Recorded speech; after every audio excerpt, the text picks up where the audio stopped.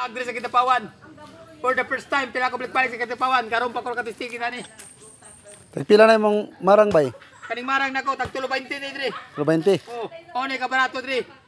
O nanay ni palit akong balit. Maligya di ko diri mga kadyo diri. Maligya ko diri. Nanay ni palit 20 ni. 20. Oh. Kani akong kuan tag 10 kilo ani akong lansunis. Lansones? Ay, nabutan di ay. Tag 10 kilo ani ako ng nabutan kani lansunis.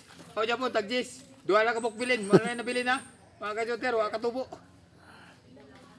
Yan imong magustin. Kaning mangustin ako tag 15 ang kilo.